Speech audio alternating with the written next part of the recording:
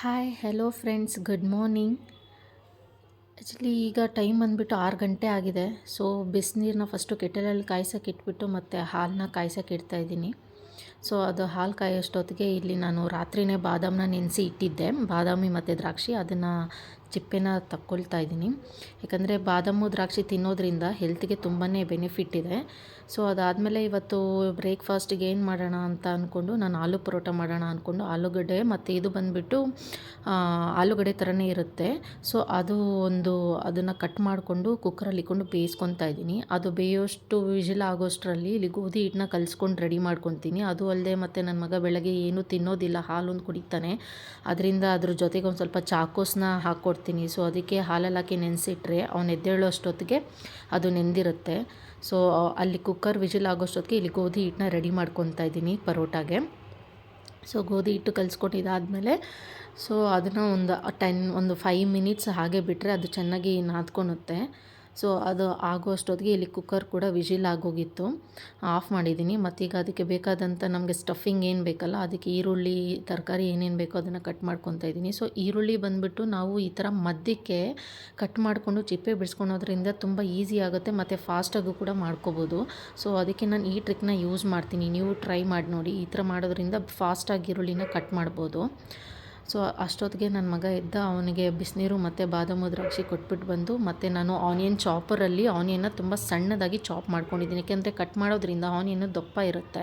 So ಆವಾಗ ನಾವು ತೀಡೋವಾಗ ಚಪಾತಿ ಕಿತ್ತೋಗಿಬಿಡುತ್ತೆ. ಅದಕ್ಕೆ ತುಂಬ ಸಣ್ಣಗೆ ಮಾಡ್ಕೊಳೋದ್ರಿಂದ ಕಿತ್ತೋಗೋದಿಲ್ಲ. ಮತ್ತು ಅವನಿಗೆ ಅದು ಹಾಲು ಕೊಡೋಷ್ಟು ಮತ್ತು ಅದು ಹಾಲು ಬೇಕು ಅಂದ ಮತ್ತು ಹೋಗಿ ಹಾಲು ಕೊಟ್ಬಿಟ್ಟು ಬಂದೆ. ವಿಜಿಲ್ ಕೂಡ ಹೋಗಿತ್ತು. ಸೊ ಅದನ್ನು ಚೆಕ್ ಮಾಡಿದೆ, ಬೆಂದಿತ್ತು. ಅದನ್ನೆಲ್ಲ ಸ್ಮ್ಯಾಶ್ ಮಾಡಿಕೊಂಡು ಅದನ್ನೆಲ್ಲ ಈರುಳ್ಳಿ ಇದ್ರೆ ಏನಿದೆಯೋ ಅದರೊಳಗಡೆ ಹಾಕ್ಕೊಂಡು ಅದಕ್ಕೆ ಉಪ್ಪು, ಖಾರದ ಪುಡಿ ಮತ್ತು ಅರಿಶಿನ, ಒಂದು ಸ್ವಲ್ಪ ಗರಂ ಮಸಾಲ. ನಾನಿಲ್ಲಿ ಮೆಣಸಿನ್ಕಾಯಿನ ಯೂಸ್ ಮಾಡಿಲ್ಲ. ಯಾಕಂದರೆ ಮಕ್ಳಿಗೆ ಹಾಕೋದ್ರಿಂದ ಅದು ಬಾಯಿಗೆ ಸಿಕ್ಕಿದಾಗ ಅವ್ರಿಗೆ ಖಾರ ಅನಿಸುತ್ತೆ. ಅದಕ್ಕೋಸ್ಕರ ಚಿಲ್ಲಿ ಪೌಡ್ರನ್ನ ಯೂಸ್ ಮಾಡಿದ್ದೀನಿ. ಸೊ ಈ ಇಂಗ್ರೀಡಿಯೆಂಟ್ಸ್ನ ಹಾಕ್ಕೊಂಡು ಅದ್ರ ಜೊತೆಗೆ ಸ್ವಲ್ಪ ಕರ್ಬೇವಿನ ಸೊಪ್ಪು ಮತ್ತು ಕೊತ್ತಂಬರಿ ಸೊಪ್ಪನ್ನ ಹಾಕ್ಕೊಂಡಿದ್ದೀನಿ. ಇವನ್ ಬೇಕಾದರೆ ಕ್ಯಾರೆಟ್ ಕೂಡ ತುರಿದು ಹಾಕ್ಕೋಬೋದು, ಬಟ್ ನಾನಿಲ್ಲಿ ಹಾಕ್ಕೊಂಡಿಲ್ಲ. ಸೊ ಅದು ಸ್ಟಫಿಂಗ್ ಕೂಡ ರೆಡಿ ಆಯಿತು. ಅಷ್ಟೊತ್ತಿಗೆ ಇಲ್ಲಿ ಚಪಾತಿನ ಲಟ್ಟಿಸ್ಕೊಂಡು ಆ ಸ್ಟಫಿಂಗ್ನ ಒಳಗಡೆ ಇಟ್ಕೊಳ್ಳೋಣ ಅಂತ. ಯಾಕಂದರೆ ಆಲ್ರೆಡಿ ಟೈಮು ಆಗೋಗಿತ್ತು. ನನ್ನ ಮಗನಿಗೆ ಬಸ್ಸು ಬರೋ ಅಷ್ಟೊತ್ತಿಗೆ ನಾನು ಬಾಕ್ಸ್ ರೆಡಿ ಮಾಡಿರಬೇಕು. ಸೊ ಅದನ್ನು ಲಟ್ಟಿಸ್ಕೊಂಡು ಅದರೊಳಗಡೆ ಇಕ್ಕೊತೀನಿ. ಯಾಕಂದರೆ ಒಂದು 7:25ಗೆಲ್ಲ ವ್ಯಾನ್ ಬಂದುಬಿಡುತ್ತೆ. ಅಷ್ಟರೊಳಗಡೆ ನಾನು ಲಂಚ್ ಬಾಕ್ಸು, ಸ್ನ್ಯಾಕ್ಸ್ ಬಾಕ್ಸ್ ಎರಡು ಕೂಡ ರೆಡಿ ಮಾಡಬೇಕು. ಸೊ ಸ್ಟಫಿಂಗ್ನ ಹಾಕ್ಕೊಂಡು ಲಟ್ಟಿಸ್ಕೊಂಡು ಅಲ್ಲಿ ನನಗೆ 3 ಪರೋಟನ ರೆಡಿ ಮಾಡ್ಕೊಂಡಿದ್ದೀನಿ. 3ನ ಮಾಡಿಕೊಂಡು ಬೇಯಿಸ್ಕೊಂಡು ಅದಾದಮೇಲೆ ನಾನು ಇಲ್ಲಿ ಅದಕ್ಕೆ ಸೈಡಿಗೆ ಅಂತ ನಾನೇನೂ ಮಾಡಿಲ್ಲ. ಸೊ ಅದಕ್ಕೋಸ್ಕರ ಕರ್ಡ್ ಜೊತೆಗೆ ಸರ್ವ್ ಮಾಡ್ತಾಯಿದ್ದೀನಿ ಅವನಿಗೆ. ಸೊ ಅದಕ್ಕೆ ಅದು ಬೆಂದ ಮೇಲೆ ಅದ್ರ ಮೇಲೆ ಸ್ವಲ್ಪ ಬಟರ್ ಏನಿರುತ್ತಲ್ಲ, ಆ ಬೆಣ್ಣೆನ ನಾವು ಸ್ಪ್ರೆಡ್ ಮಾಡ್ಕೊಳೋದ್ರಿಂದ ಆ ಪರೋಟ ಟೇಸ್ಟು ಇನ್ನಷ್ಟು ಹೆಚ್ಚಾಗುತ್ತೆ. ಸೊ ಆ ಟೇಸ್ಟು ಮತ್ತು ಅದು ಅಲ್ಲದೆ ಸಾಫ್ಟಾಗಿರುತ್ತೆ. ಯಾಕಂದರೆ ಅದು ಮಧ್ಯಾಹ್ನ ಲಂಚ್ ಆಗಿರೋದ್ರಿಂದ ಬಟರ್ ಮೇಲೆ ಸ್ಪ್ರೆಡ್ ಮಾಡೋದ್ರಿಂದ ತುಂಬ ಸಾಫ್ಟಾಗಿರುತ್ತೆ. ಸೊ ಅದ್ರ ಜೊತೆಗೆ ಅವನು ಕರ್ಡ್ ಜೊತೆಗೆ ಯೂಶ್ವಲಿ ನಾನು ಕೊಡೋದೇ ಕರ್ಡ್ ಜೊತೆಗೆ ಪರೋಟನ. ಅವ್ನು ಕರ್ಡ್ ಜೊತೆಗೆ ತಿಂತಾನೆ. ಅದರಿಂದ ಕರ್ಡ್ನ ಕೂಡ ಬಾಕ್ಸಿಗೆ ಹಾಕಿ ಅದ್ರ ಮೇಲೆ ಸ್ವಲ್ಪ ಚಿಲ್ಲಿ ಪೌಡ್ರ್ ಹಾಕ್ತೆ. ಸೊ ಈ ಕಡೆ ಲಂಚ್ ಬಾಕ್ಸಿನೂ ರೆಡಿ ಆಯಿತು. ಇದ್ರ ಜೊತೆಗೆ ಒಂದು ಸ್ನ್ಯಾಕ್ಸ್ ಬಾಕ್ಸ್ ಕೂಡ ರೆಡಿ ಮಾಡಬೇಕು. ಹೇಗಿದ್ದರೂ ಚಪಾತಿ ಹಿಟ್ಟು ಕಲಸಿಟ್ಟಿದ್ದೆ ಅಲ್ವಾ, ಅದರಲ್ಲಿ ಏನಾದರೂ ಮಾಡೋಣ ಅಂತ ಒಂದು ಎಗ್ ರೋಲ್ ಮಾಡೋಣ ಅಂತ ಚಪಾತಿ ಹಿಟ್ಟನ್ನ ಒಂದು ಚಪಾತಿ ಮಾಡಿಕೊಂಡು ಎಗ್ನ ಹಾಕ್ಕೊಂಡು, ಆ ಎಗ್ಗು ಒಂದು ಸ್ವಲ್ಪ ಬೆಂದಮೇಲೆ ಅದಕ್ಕೆ ಉಪ್ಪು ಖಾರ ಮೇಲೆ ಹಾಕ್ಕೊಂಡು ಅದನ್ನು ಸ್ಪ್ಲಿಟ್ ಮಾಡಿಕೊಂಡು ಈ ಥರ ದೊಡ್ಡ ದೊಡ್ಡ ಪೀಸ್ಗಳ ಥರ ಮಾಡ್ಕೊತೀನಿ.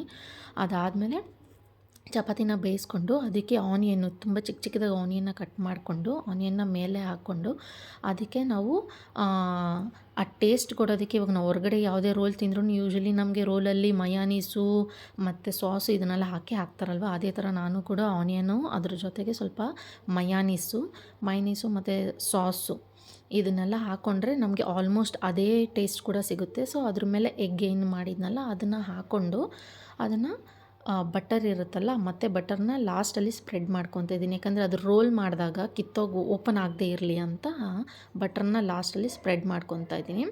ಸೊ ಅದನ್ನು ರೋಲ್ ಥರ ಮಾಡಿಕೊಂಡು ಅದನ್ನು ಸೆಂಟ್ರಿಗೆ ಕಟ್ ಮಾಡ್ಕೊತೀನಿ. ಯಾಕಂದರೆ ಅದು ಫುಲ್ಲು ಇಟ್ಬಿಟ್ರೆ ಬಾಕ್ಸಿಗೆ ಇಡಿಸೋದಿಲ್ಲ, ಮತ್ತು ಮಕ್ಕಳು ತಿನ್ನೋವಾಗ ಅದು ಓಪನ್ ಆದರೆ ಒಳಗಡೆ ಇರೋ ಸ್ಟಫಿಂಗೆಲ್ಲ ಆಚೆಗೆ ಬಿದ್ದೋಗ್ಬಿಡುತ್ತೆ.